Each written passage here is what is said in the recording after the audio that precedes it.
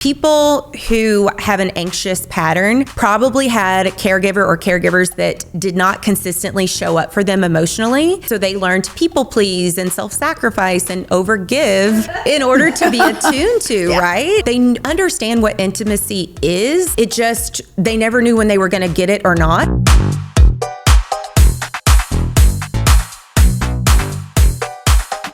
What's up, everyone? Welcome back to Hey Babe, Can We Talk? With me, your host and bestie, Drea Renee. If this is your first time here, welcome. This is the place where the hot mess expresses the black sheeps of love, and for those who just can't seem to get it right when it comes to matters of the heart, I am you, you are me, we are one, and if no one else gets you, I do.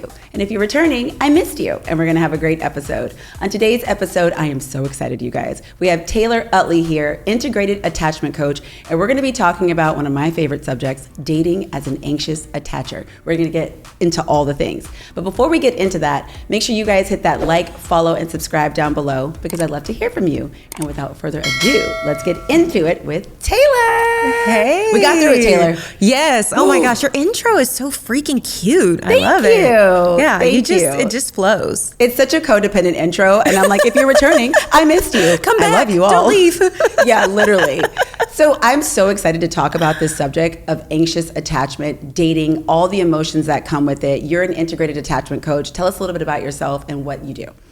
Yeah, so my story's kind of interesting. I actually have a background in education.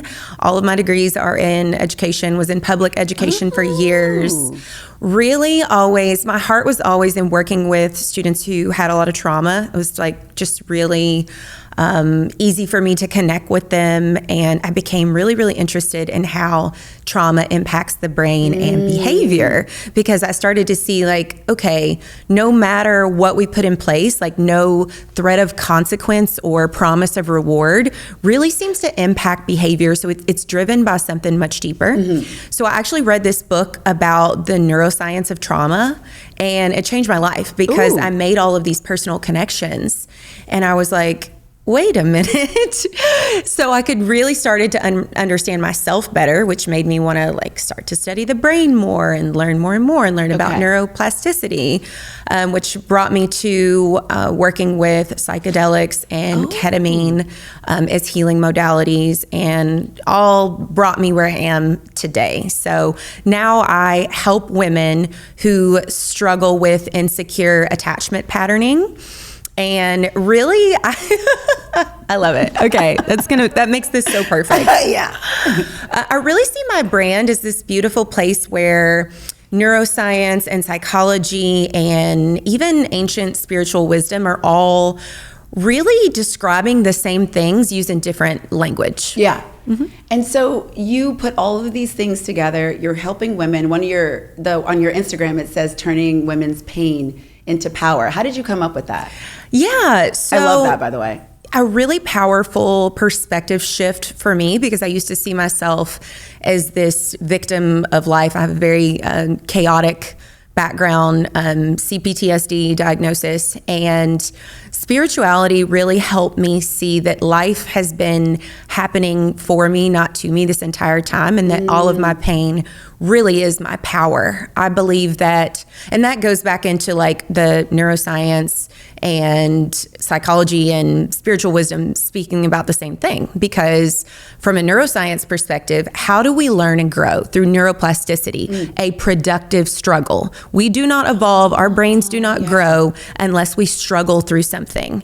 And when you look at spiritual teachings, it believes that, and I believe that our soul comes here to learn lessons and evolve through our struggles. Yeah. So everything that happens to you is preparing you for your next level of evolution. Yeah, I really love that, turning your pain into power, and like your struggles do help you grow. And I feel like even with this podcast, it was like there was a mess in my life of dating, and I've turned it into my message through the podcast. But I had to go through all of those things. Yeah, because if I didn't, then I wouldn't be sitting here right now. And there was so much pain. There was so much codependency. And also I just felt I was running around like a chicken with my head cut off, and I didn't have the language around what I was experiencing. And I always say on the show, I was going on dates as my 7-year-old self You know, the 7-year-old is going on every date looking for her father, wanting to not be abandoned. Can you please, you know, take care of me? All of this sort of just trauma bonding that I'm sort of seeking within these relationships. Absolutely. And I think it's so fascinating. So if we give our bodies the right circumstances like rest, the right foods, water, the body can heal itself in the most amazing ways. And the same thing goes for our emotional body. It wants to heal from childhood wounds also. And what it does is the psyche will actually unconsciously seek situations to trigger old wounds until they are healed, which is why we end up finding the same person in a different body over and over and over again. It really is hitting me because honestly, right now, I keep feeling I'm just on this journey. I'm really learning. I'm doing all these things. I'm doing all the things. And yet, the people that I'm just like bonding with and that are sort of just, you know, triggering me in this way, and not triggering me necessarily in a bad way, but I'm just stimulated by them. You know, it's some of the same stuff. And I'm thinking of the universe, God, you know, I'm like, what do I need to learn here? Like, what am I missing? Right? But I really relate to what you just said. You know, and it's really interesting because it doesn't mean, even if we meet someone who triggers our old wounds, that doesn't mean, oh, this isn't our person or that we're being punished. In fact, I believe that the concept of a twin flame or a soulmate is that if two people meet each other and they're both holding up a mirror for the darkest cobweb cornered, you know, of their unhealed wounds, and both people decide to consciously look at that and evolve individually, they can do that and come together and have a really beautiful relationship. It's when it's one-sided. Exactly. So if my twin flame wants to do a little work, I'm available. Yeah, absolutely. Okay, good to know. Thank you, Taylor. You heard it here, guys, on Hey Babe, Can We Talk? I love that. But, you know, I want to get into also the anxious attachment. You know, that's what we're here to talk about today. And talk to me about what is your definition of anxious attachment, and have you experienced it as well? Girl. Well, I want to start by saying that there is so much nuance to this, and I really don't. I think labels are a double-edged sword. I think the beauty in labels is that they can unite people and make them feel seen.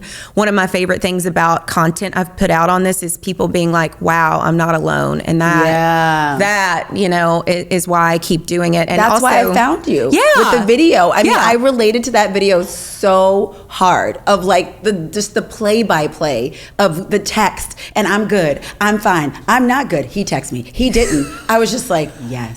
Like, I need her on the show. Yeah. So I love doing that. And I think that words are things that people recognize and bring people together, but I also don't want people to take it as like pathologizing or being like, oh, look in your DNA. There's the anxious attachment. There it is right there. Okay. It's just about patterning that manifests very similar in a lot of people. And so that's why I use those words. It's kind of hard to really capture full nuance on social media. So I encourage people, when you talk about attachment patterns, to be like, oh, I identify with that, not I have, as if it's like some sort of disease. So I try to be careful about that. You know, what's interesting is a lot of people think that their patterns are anxious or anxious preoccupied, when really it's like fearful avoidant patterns. And so yes, I saw that. I wanted to get into that. So what I struggled with were patterns that were more aligned with fearful avoidant for many, many years, that with a lot of anxiety involved in that. So here's kind of the difference. People who have an anxious pattern probably had a caregiver or caregivers that did not consistently show up for them emotionally. So they learned to people please and self-sacrifice and overgive in order to be attuned to, right? And so they understand what intimacy is. It just, they never knew when they were going to get it or not. So they learned to have hypervigilance and really hyper monitor the connection and seek a lot of reassurance. However, fearful avoidant patterning are usually your people who have CPTSD, and that their caregivers were not only a source of safety, but also a source of fear. So it creates this association in the brain between not being safe and love, which is when you can kind of end up, sometimes it manifests as being in a lot of really volatile relationships because that feels home to you. Like I had a therapist tell me once, if you spend your whole life on a tilt-a-whirl and then you try to get off and stand on solid ground, you're gonna be like, ooh, I don't like this, unfamiliar, let me get back on the tilt-a-whirl. Exactly. Yeah. Exactly. And I've so experienced that, of just having a series of really, like you said, volatile relationships. And then when someone is just a whole piece, ready to meet with me as a whole piece, I was not completely prepared for that. And it was really unfamiliar and really uncomfortable. And then as someone who's experienced anxious attachment, I show up like all the ways that you said, looking at the text, analyzing, replaying, like future tripping in my head. There's all these things that go along with it. And if there's someone who's completely available, super consistent, showing up, doing all the things, there's so much time for me to deal with myself. And that's also really uncomfortable. And that's like a whole other thing. Because there's a lot of conversation around dating as an anxious attacher, but dating with somebody who's like securely attached is also a whole other thing. So that really reminds me of the fearful, avoidant, or sometimes called disorganized. I like calling it that patterning. Yeah. Because you really crave deep intimacy, but you also fear it at the same time. Yes. So it's like there's this unconscious tendency to bang on closed doors, meaning like find these really closed off avoidant men, because deep down you know that you're never going to have to actually face your own fears of intimacy because they're not going to ever fully be that way. Oh. Sorry. Just hitting. I'm just like, ow. Let me hold your hand. I'll say it. I'm like, Taylor, speak slowly, girl. It's going a little too fast for me. Just like you're just speaking to me. But it's like, what I'm so grateful for is the awareness around this. And that's why I was motivated and inspired to do this podcast, because I feel like a lot of us are out there not really understanding. I mean, there is so much content around this stuff now. But, back then, like, I didn't know what I was doing. I didn't understand it. Had no language around this to be like, oh, my dad did this. This is how I'm showing up as dating. I actually am a little bit afraid of being really vulnerable with someone and saying, okay, we're going to do this. I've had to take a really hard look at my choices, and it's really scary.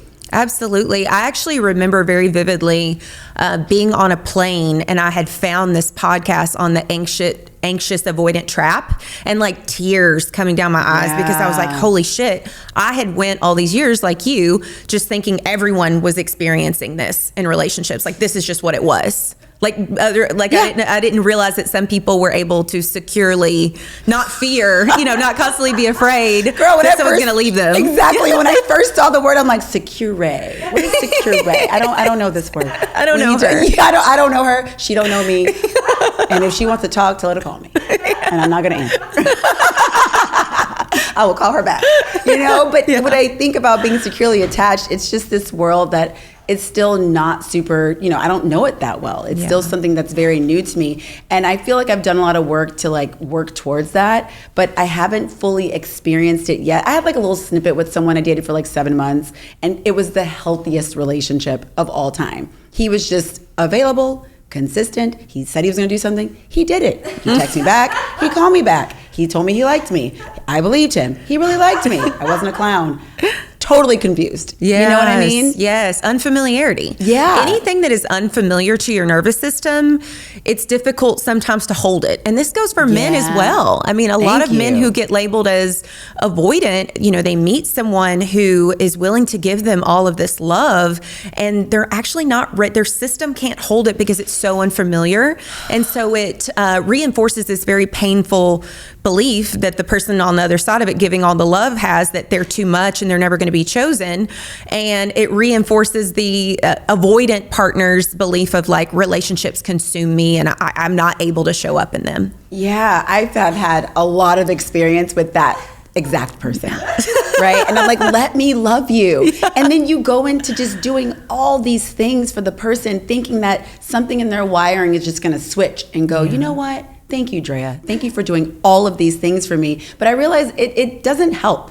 it doesn't really change anything, especially if that person isn't doing the work on themselves. Exactly. Yeah. And that's that awareness, like conscious awareness piece. Yeah. Because if two people are aware of their patterns and are willing to work on themselves rather than constantly blame the other person, you actually can have, evolution in the relationship. Right. That's why when dating now, I'm super honest about where I am. I ask very early on about the work. And I realize too, having the podcast and talking about relationships all the time, people online dating, they aren't having these kinds of conversations all the time. They're like, what the hell is going on right now? Am I in a therapy session? I'm like, so listen, what work have you done? Do you know about anxious attachment? Because that's me. Okay. Are you an avoidant? What's happening right now? Hello? And they're like, whoa, what is happening? But, I like to get those things just out early. I do it a little bit slower, maybe like a second date. But I want to know what I'm working with, Absolutely. I'm like, are you emotionally available? And however they answer, I'm scanning. I'm Virgo scanning. Okay. And I'm like, okay, I guess I believe you. But again, obviously people could just say things that you don't know until you're like actually experiencing life with them. But, dating as an anxious attacher, the roller coaster of emotions is just a daily, like, it's awful. Well, and that's part of that is like the hypervigilance, and hypervigilance is painful and difficult to live with in all aspects. Like I've dealt with that for years. I've had to do so much work around just feeling safe in any environment, just constantly scanning for safety, the like trigger jumping rooms. it. Yes. Maybe I don't know what a trigger room is. But I was looking at your notes. Yes, but I realized I asked ChatGPT, and a trigger room is a thing. I did not know because I was like, wait, did I do a little typo there? But yeah, a trigger room is a thing. So it's like if you go to your ex's home and you get triggered, or you're like at the mall and you guys used to go to the mall. Wow, I sounded so old. The mall. Who's going to the mall? Nobody goes to the mall. I'm devastated. Anyways, but that's a trigger room. Michelle said she goes to the mall. Okay, Michelle still. Okay, fine. Outdoor mall in LA, it's fine. But those are trigger rooms. That is a thing. But you may be talking about trigger wounds. Well, what you just said is so true. So like when trauma gets stored in the body, it's oftentimes like we can't fully process the traumatic memory. And, when you're small, anything is very traumatic to you. Like you're at the grocery store and you're 4 and you turn around and you don't see your mom, you have abandonment wounds. Right. So it doesn't take much to create something that is too overwhelming for a small child's system to process. And what it does is it breaks the memory up into the sensory experience of it. So you might not even fully remember a traumatic memory, but your body, the body keeps the score, remembers it as a sensory experience. So if you were at the grocery store might then become an environmental trigger. If you smelled cinnamon when it happened, the smell of cinnamon might then become a trigger, which will then send you into give you like a cortisol release in the body, amygdala hijack response, without you even consciously realizing why. Right. Yeah. I mean, this is just the human experience is so It's complicated. something else. It really is. And if you don't know anything about this stuff, then you're just like, what is going on with me? And I do think there starts to be an acceptance of this really dysfunctional behavior, especially in relationships around anxious attachment, the avoidant, and all these other attachment styles. And so when people don't have the language around it, they just assume I'm just supposed to be in this dysfunction and this is just the way that I am. Yes. Right. Yes. Trauma decontextualized looks like a personality is actually one of my favorite quotes. Tell us about that.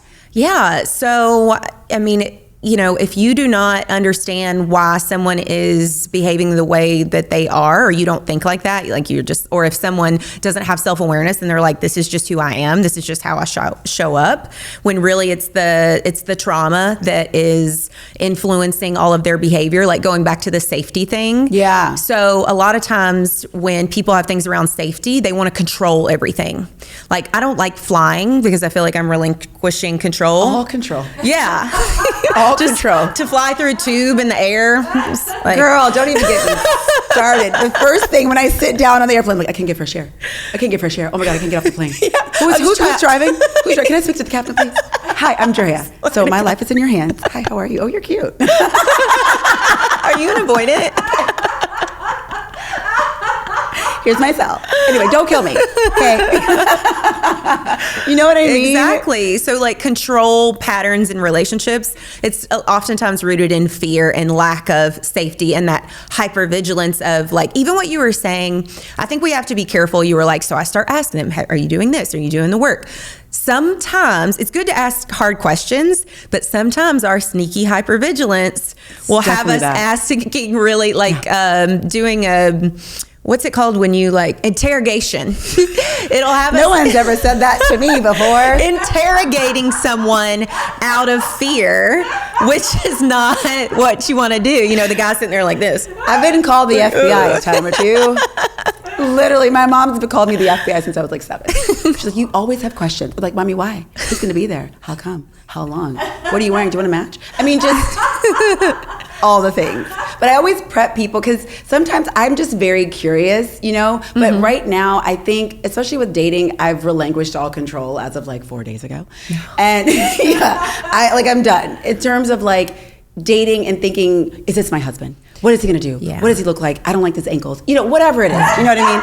I've just let it all go, and I'm just trying to have the experience of it because it's been so stressful on top of experiencing anxious attachment. Yeah. Well, and that's the thing. So there's always risk in connection. There's never not going to be a risk. Even with like this great person and everything's going great and it's going great today, it's going great the next day, the next day. When you are stuck in that hypervigilance, it's so hard to just be present in a beautiful moment because you're like, what if this all goes away? What if someone takes this from me? What if something bad happens? So constantly surrendering, and I say constantly because the concept of surrender for someone who has really learned that has a belief that control equals safety. Yep, is exactly. Like you might just do it in one moment. Like in one moment, you're like, in this moment, I'm fully surrendering control and I'm just going to be present. And then you might have to do it again an hour later. Like it's just something to practice over and over again. Yeah. Because it's not as easy as just like, okay, I surrender then. I'm done. It's a constant practice. And that's something too I had to learn as a perfectionist, wanting to do everything right. I know you relate. You know, just having that room for grace for myself and growth of like, okay, you know, I didn't hang on to a bad relationship for 4 years. This time it was 4 months. And then the next time it was 2 weeks. And then the next time it was like, hey, I'm not calling you back. You know, it's a progression. And it's also like, thank you for showing me where I'm still not free. Ooh, Taylor, that's a clip. Mark that, editor. Seriously. Ooh, I just got goosebumps. Thank you for showing. Yes, and I was just recently shown. Yeah. I am not free. I am locked up. Not there. I mean, I am not there. Yeah, but you know, you don't know until you are applying these things, right? And so for me, it's like I can do all the work, read all the things, listen to all the podcasts, memes, all the things, but then when that person shows up that I like and my heart's, you know, activated, you know, this thing just kind of goes, okay, I guess I'm not involved here. And I'm like, no, come on back. You know? And it's really hard to just integrate the two and just know the signs of what I saw last time. Because I'm always like, well, maybe he will be different. And it's like, girl, no. And that's such a perfect example of your psyche trying to complete an old story. So it's wanting to find that, you know, that mom or that dad in another person and then change the outcome this time. Like maybe this time if I give and if I love super hard and I keep showing up and I'm perfect, you know, this time I'll get that love that I didn't get as a child. Exactly. One of the other things I want to talk about was therapy advice versus dating advice. You talked about, you did a clip on like playing a game versus dating for a relationship. And I really, really like that. And I want to talk a little bit about that. Yeah. So it's just interesting to see how the culture has shifted when it talks about relationships, you know, like all the content that's out there. Because it's like, you know, don't call too soon or don't, you know, be too available or do this. And all of that is because like both men and women have such a deep fear of rejection because of those early childhood. First of all, more than 50% of the population, it's estimated, have an insecure attachment style, which makes them very rejection sensitive. So even a perceived slight or rejection just feels like heart-wrenching to people, and you can't handle it. And the truth is, in dating, every person is a no until your person is that yes. So that's a lot of no's, and it's not personal. It's just that's not your person. That's not your person. But we are so we take it, we internalize and make stories about our worth from whether or not something works out. So it becomes this, our wounding is doing the dating, not our actual, we're not dating from a place of wholeness. So it's just like, choose me, pick me, don't abandon me. Look how great I am. Look how many other people want me. Like, let's play this game where I feel chosen, maybe not even by one person, but multiple people. Exactly. Because my ego needs that, because I'm operating from a place of lack, not a place of wholeness. Yes, and I feel when I've been on these apps before, there's like, I'm doing like a PowerPoint presentation. I'm like, so these are my strengths here. And if you could just focus right here real quick. These are my weaknesses. They come up from, you know what I mean? I feel like I'm doing that instead of just having this more organic experience. Because for me, I do always want to do things right. But in the beginning, when I was initially online dating like 9 years ago, I remember someone not calling me back after a great conversation or perceived great conversation. And it was like devastating to me. I used to take these things so harshly. But it's like, if you are out here online dating, you better get some thick skin, because it's hard. I mean, you got to let it go. Well, you know, and I talk to a lot of my clients about this because I experienced this in my own life for a really long time, but we get so caught up in wanting to be chosen because we have a story about being chosen that we forget if we're even choosing that person. Girl, let me tell you, my therapist said to me one day, she goes, Drea, do you like him?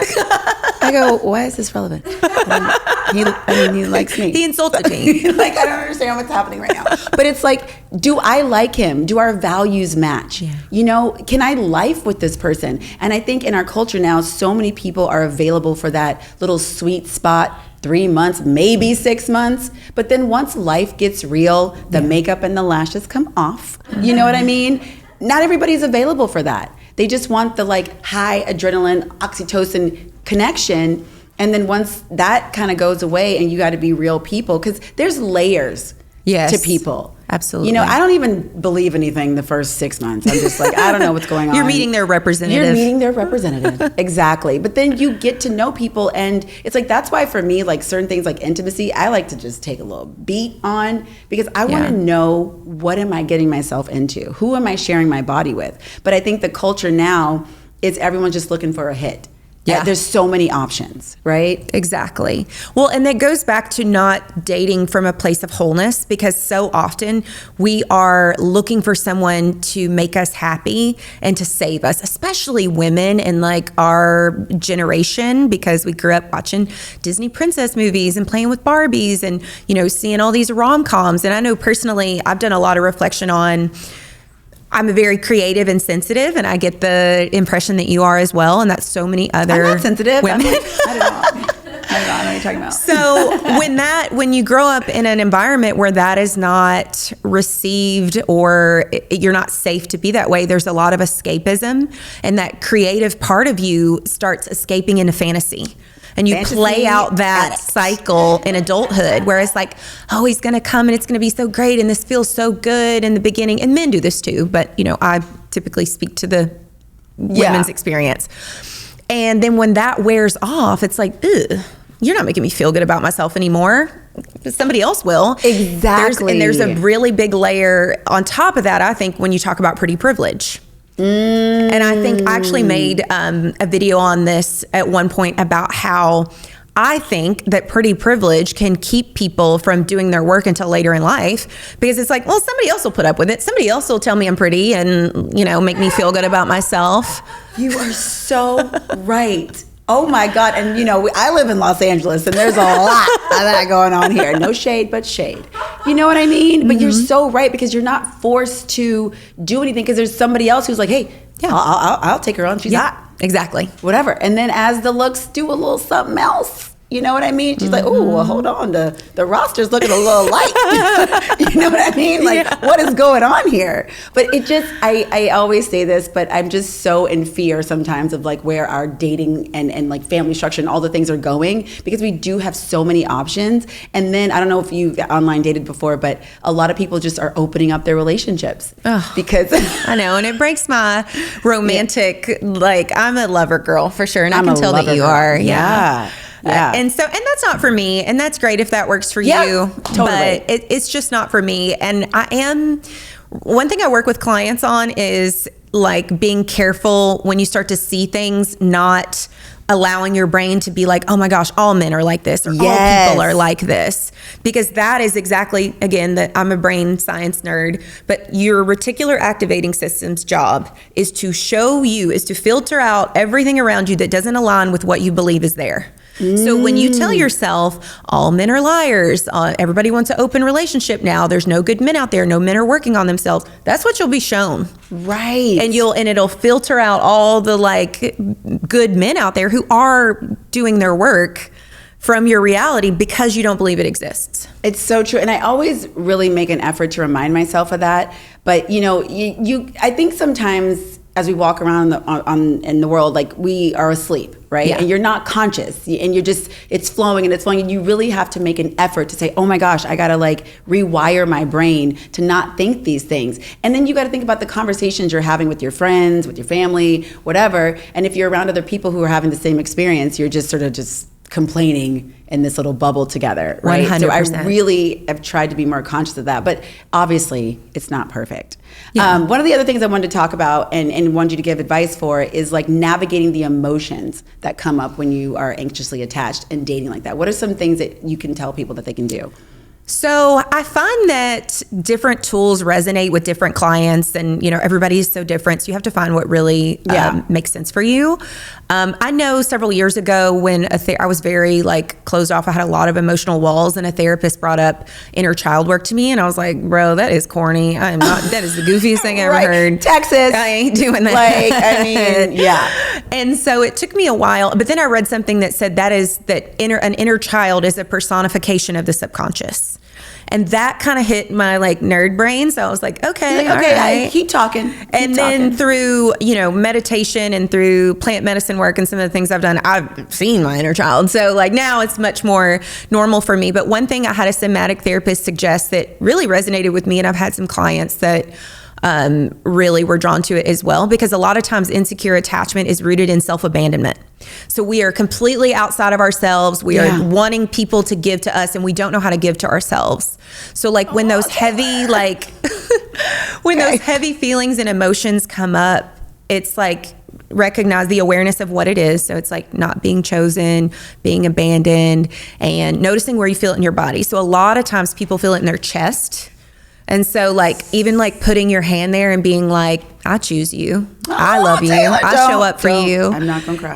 I'm not going to do it. I'm not going to do it. But yes. But and dependent on how emotionally open people are, they're like, oh, I'm not ready for that, whatever. I have to meet people where they are. It is. It's very vulnerable. I've tried to look at myself in the mirror and say, I am there for you, because my therapist suggested this, and I had a full-on breakdown. That's full transparency. It's hard. Yeah. You know what I mean? You really do have to meet people where they are. Yeah. Yeah, and you have to meet yourself where you are. God, I don't even know if I've ever said that. I mean, I'm so used to saying, let me meet them where they are. But this self-abandonment it's so huge. And when I really looked at one day all the stuff I give to other people, all the energy that I give, and I thought, wow, I don't give this energy to myself. Right? Yeah. And so I started doing just small things, like I would make my breakfast intentionally with love, right? Because girl, the way I would make my breakfast for my man or clean my house for my man, you know what I mean? Yes. There's a different kind of elbow grease that goes in when a man is coming over, it's a little different. And so I really had to retrain my brain to kind of do that for myself, but it was really hard.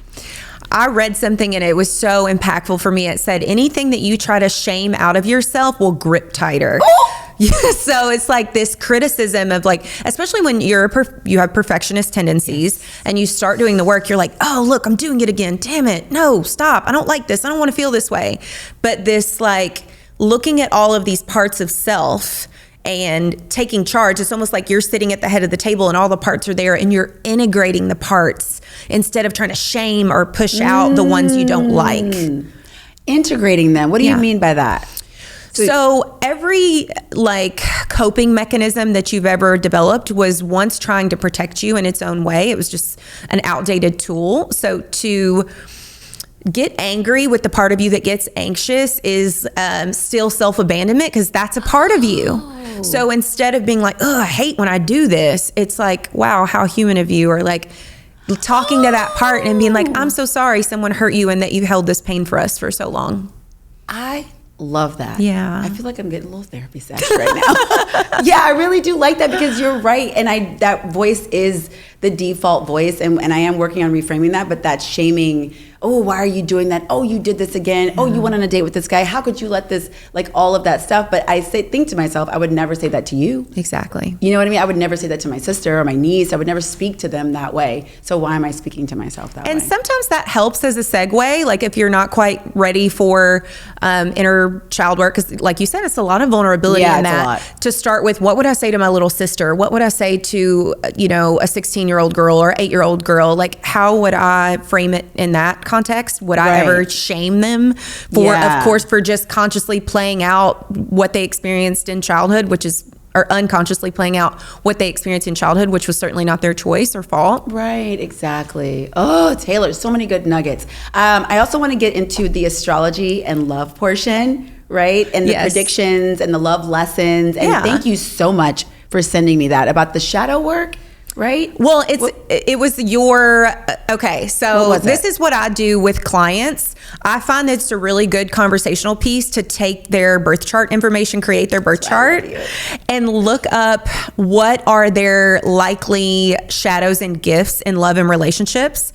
Because then the first time I meet someone, we're 17 minutes into the session and I'm like, okay, so your deepest subconscious fear is not being chosen. And they're like, and it just brings us closer together and so you opens get all up that information before. Yeah. I love that. And it opens up this beautiful conversation. And of course, you know, it's what resonates, but people are always just shocked at the, you know, the specifics of it. Yeah, this, for me, like everything you sent to me, everything hit. Yeah. And it was so crazy to me because you're like, oh, if you've worked on some of these things, and some of them I have, but some of them are still just really lingering. Yeah. So 2 parts there.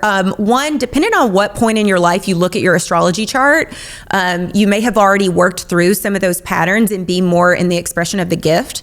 So when I was talking about your soul's evolution, so the red lines on the chart, those typically are your soul's curriculum or the things that you're here to learn. So there's likely a lot of friction. They represent friction that you may have experienced, but it also becomes your power as you evolve. So everybody has all of these beautiful gifts in love. So like if you're an empath or you give so much to people, that's a beautiful gift for someone to receive. Right. But the shadow expression of that is, do you abandon yourself to overgive to others? Because when you learn to set boundaries and also give to yourself, you're then in the full expression of this beautiful gift of having a deep capacity to love. Yes. And finding that balance is just quite exactly. So that's the evolution. That's what the shadow expression of the gift the shadows is. And relationships. And then there is the, the full expression, which is the gift. And basically it's a snapshot of the planetary alignment at the moment that you were born, and it provides energetic predictions based on that. There's no denying the interconnectedness of all things. We are very connected to Earth. And I actually did some digging on like why astrology has been branded the way it has. Yeah, girl. And it all boils down to like darn nerves. Ancient leaders would consult astrologists before going to war. Like they knew that it was, the relevance there. Clip. But they didn't want people to seek authority in something like astrology because they wanted to streamline authority through the powers that be, the king, the priest, the government, you know what I mean? So that's why astrology has gotten the branding that it has, that it's some like woo-woo, or even demonic sometimes. Oh, don't even get me started with that one. Yeah. So that was, and then that's why astrology has been looked at the way it has. And I also think that sometimes people who are really into astrology turn other people off from it because they start speaking this other language. They're like, oh my gosh, you're Capricorn moon. And it's like, what the fuck? What are you talking about? So I like, my kind of goal is I fell in love with it and I'm still a humble student of it, is to present it to people in a way that's very grounded and easy to understand. And digestible. Yes. Because I think, especially with online dating, I do ask people what their sign is. I'd like to know, this guy, a few months ago, he gave me a lot of crap for asking him this. And he's like, okay. And I go, yeah, I am one of those girls. And even with that, with dating, they'll be like, oh, are you like that? And if I am like that, I'm like, yes, I am. This is who I am. So if it's not a match, you're an Aries, and I knew that. No shade. If you can sneak like the time that they were born, even it's like gives you Taylor, so much information. Is no sneaking, especially in LA. People are like, okay, I know what you're doing. I'm on to you, so just stop. Taylor, you've been so amazing. I'm going to be cognizant of the time for you. I did want to read one of the shadows and relationships that you sent to me. Please. That really resonated with me. The emotional over-attunement. Oh, this is like me hands down in relationships. She can become too tuned in into a partner's moods, making their emotional state her responsibility, over-functioning or trying to fix the other person instead of holding boundaries. Impact can lead to emotional burnout or neglect of her own needs. Yeah. I mean, girl. Somebody's like, what's Drea been like in a relationship? That. Yes. Yeah. And then again, like, that's a beautiful gift for you to give for your partner. It's just you're learning how to, meet your own needs and give that love also in return to yourself. Yeah, one of the ways that I know that I've grown, and it's such a small thing, but for me, it was huge. So like if I'm cuddling with someone and my mother effing arm is falling asleep, I would rather just cut it off than ask this person to move. Yeah. Like I'm like, I just can't, he's sleeping so soundly, but I'm not gonna have an arm tomorrow. But recently I've been able to be like, hey, I need to adjust, I'm uncomfortable. And it was huge for me. You know what I mean? It was so small, but things like that, I just could not do in the past. I would just, I'd rather cut my arm off than say, can you move? I don't like this. That is such a perfect example of the sneaky ways that it still shows up. I actually gave a similar example to a client recently. My boyfriend was coming over and he was like, hey, I'm running in Kroger. Do you want something? And I told him something and he brought it. And I was like, I didn't really want this, but I couldn't think of anything else from there. And he was like, Taylor, I would have went somewhere else. And I was like, oh. Why did I just say it? Oh my gosh. Yeah, the smallest things like that have shown me in the past how I've abandoned myself. Even if like I'm with a bunch of people and we're all leaving and I have to go use the restroom real quick. Yeah. I will hold it. Yes. Because I'm like, I don't want to make everybody uncomfortable. But now I've been like, I have to go to the bathroom. I'm sorry. I don't mean to yell that. But it's like, it comes out sideways because I'm really trying to take care of myself. But there's so much fear around like making other people uncomfortable or whatever. And taking up space. Taking up space. Yeah. And girl, at the end of the day, nobody cares. Everyone's like, Drea, just go pee. Literally. It's absolutely fine. And I'm like, oh, okay. I know that. Oh my gosh, Taylor, you have been so amazing, dropped so many nuggets. Thank you so much for being here on the show. But I want to get to the exciting part that we're doing today. You guys, we are doing a giveaway, me and Taylor, and I'm super excited to show you what we have. All right, you guys, I'm so excited for the first time on Hey Babe, Can We Talk? We are doing a giveaway. Taylor, take it away. Yeah, so we have a really fun girly swag bag for someone. The only stipulation is that you live somewhere in the connected United States. So we basically have wait, we don't have a code word. What's the code word? What's our code word, Taylor? We need a code word. Babe. Okay, so what you're going to do is you are going to send both of us a DM with the word babe. Just make sure you're following both of our pages, and then you will be included in the drawing for the giveaway. We're going to give you 24 hours from when this episode releases and then do the drawing. So it will include the swag bag, and I'm also giving away access to my 21-day self-paced course, Mind Magic.